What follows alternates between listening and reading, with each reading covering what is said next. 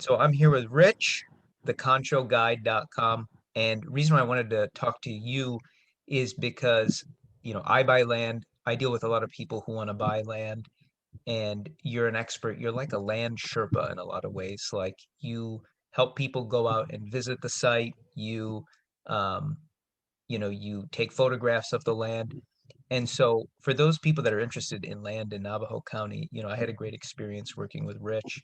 And could you just tell us a little bit more about, you and kind of what you do and kind of what you offer for people who are interested in land in Navajo County?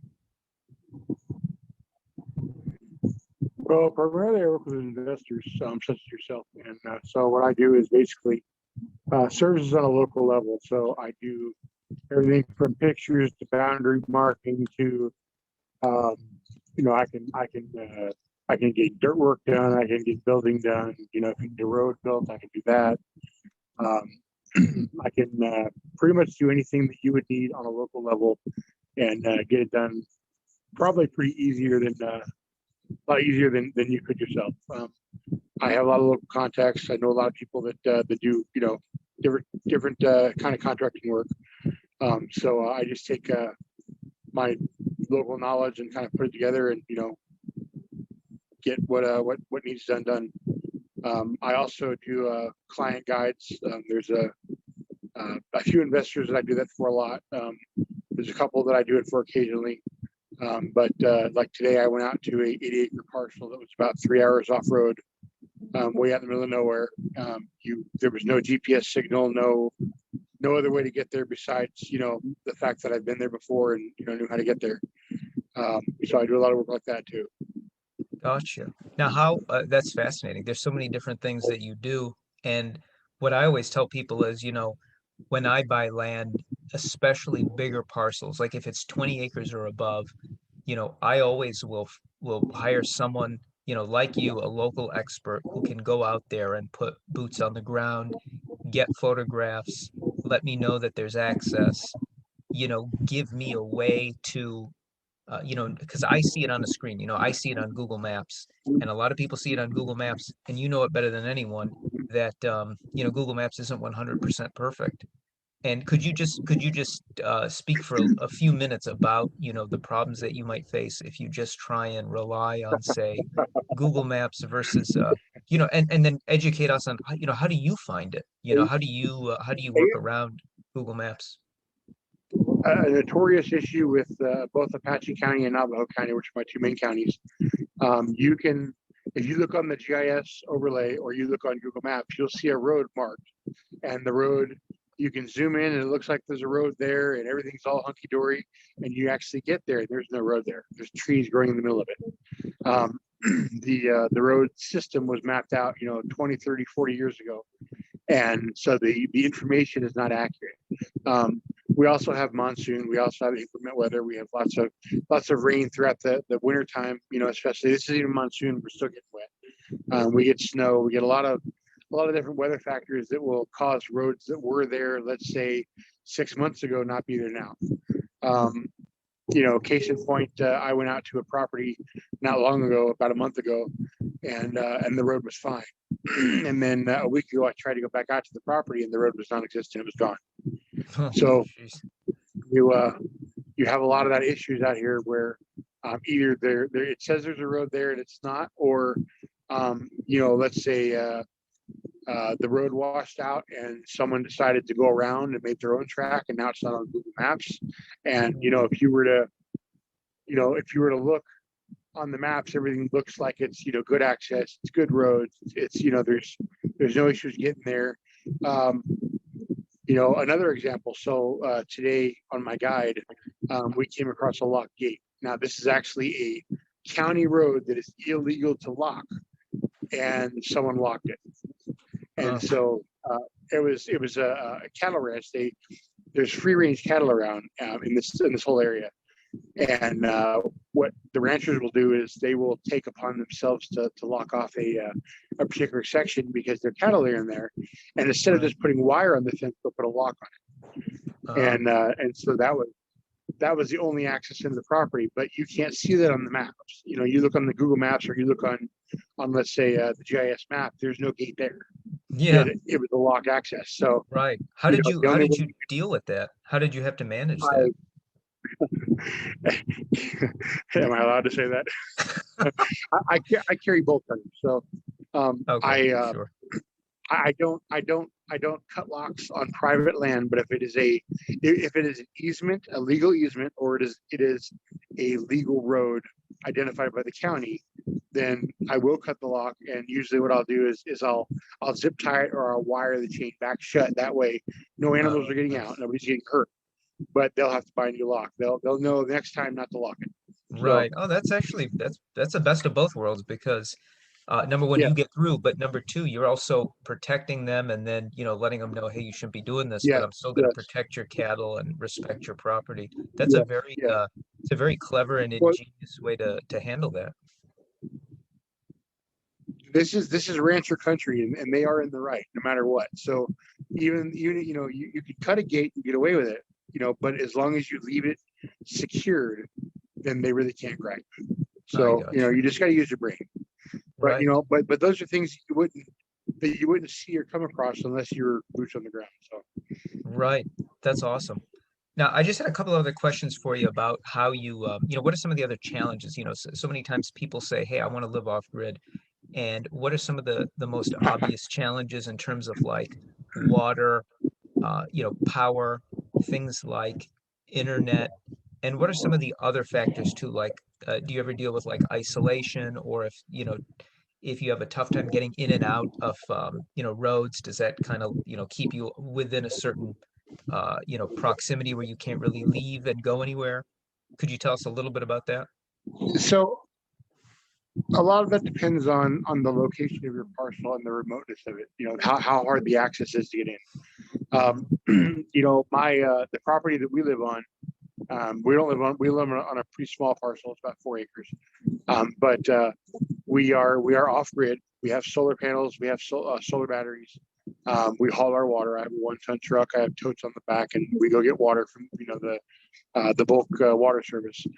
Um, but the farther out you are from town, the more challenges there are. We used to live on a 40-acre parcel that was about 12 miles from town, and Hmm. the problem was the road was basically a 2-lane goat track. And so we were constantly breaking vehicles, constantly getting flats, constantly breaking struts and shocks, and I mean just everything you can think of Sure.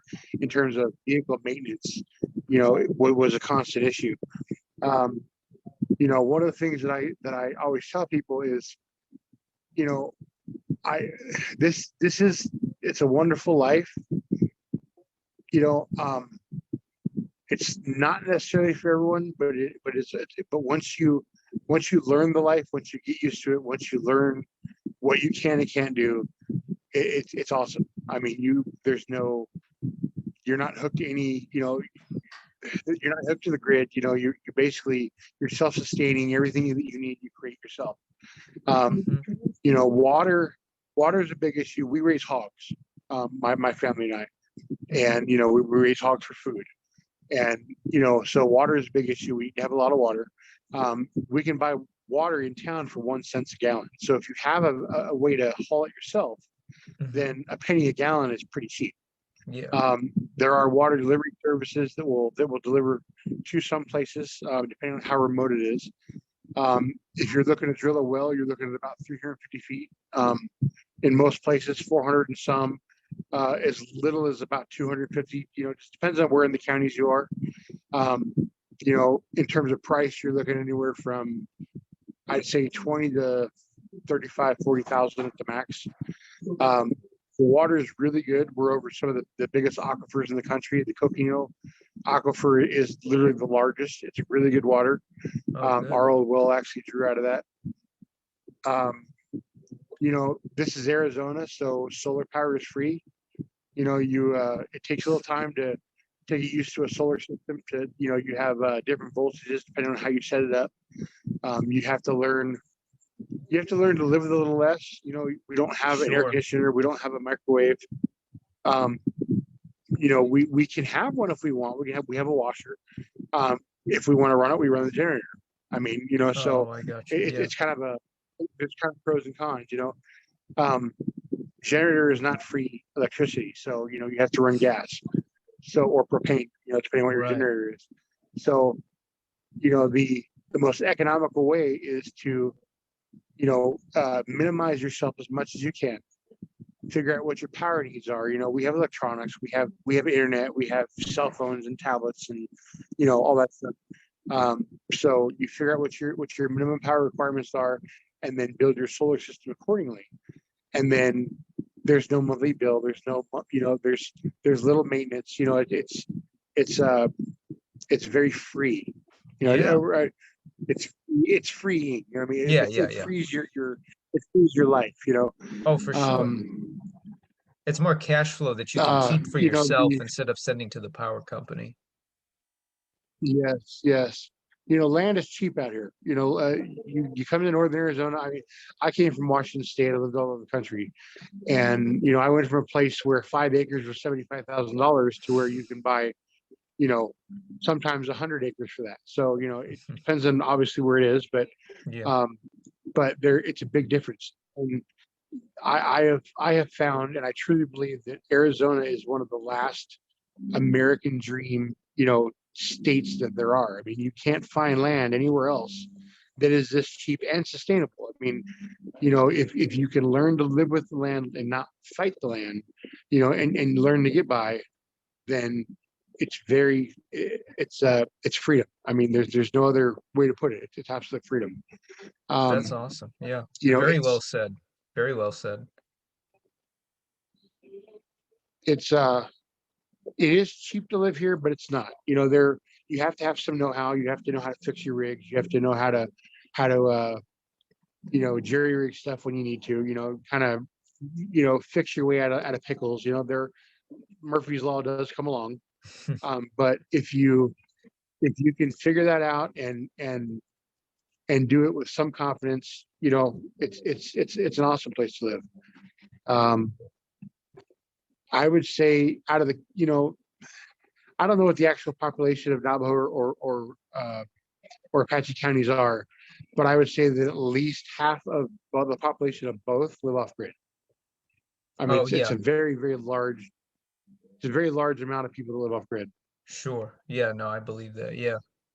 Yeah, that makes sense. Yeah, just the way it's spread out. I mean, there's so much land in both those counties, but obviously the populations in those Yes. counties, it's not like it's just spilling over. So yeah, there's pockets of developments here and there, but yeah, there's lots of people spread out who are doing their own thing and having lots of land. And you just said it so Yep. well that yeah, I just love what you were saying about how, you got to work with the land and, you got to take care of your own protection too. You can't just probably pick up the phone and call the police. So you have to be smart and you have to, I lost it for a second.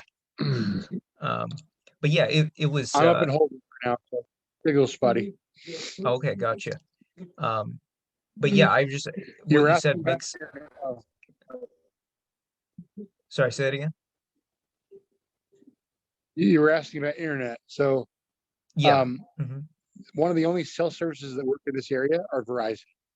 And so Okay. we have Verizon, we have unlimited on our tablets, we have unlimited phones, and then we have a hotspot. So we do have internet. I can stream, Discovery Plus or, whatever, just, streaming service I want to.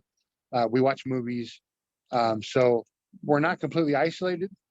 Um, we do have stuff to do. We have stuff to watch. We can play games. But but depending on where you are in the counties, either Apache or Navajo, cell signal can be an issue.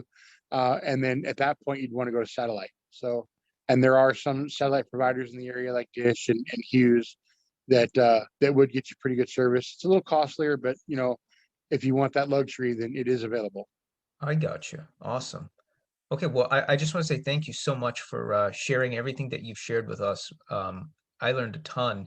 And where can people go if they're interested in working with you in Navajo County or Apache County? They either want to get photographs, they want to get land staked. they want to meet up with you so you can, be like their Sherpa who escorts them out to the land and can educate them, how do they get in touch with you? What's the best way where they can communicate with you? I like the Sherpa part. um, Yeah, so yeah. my Facebook is the Concho Guide. My email is rich at theconchoguide.com, and I can be reached either way. Um, if you go to I can't remember if my website is live. It was live at a point, but I'm not sure if it is now. But it's theconchoguide.com, Okay. and but the rich at theconchoguide.com or the Concho Guide on Facebook. Either way, I can be reached. Awesome. So the Concho Guide is where it is. That's pretty much all across all the platforms. Yep, yep, Awesome. Well, Rich, thank yep. you so much. I really appreciate you hopping on this call and educating me and educating all the people that are going to watch this. And yeah, again, if you're have any questions about land in Navajo County, Rich is your guy. So thanks again, Rich. Or And Apache, I'm gonna end or it right Apache here. County. What's that? I said or Apache County. Oh, Apache County too. Yeah, absolutely. All right. Thank you, Rich. Take care. Thank you. Have a good night.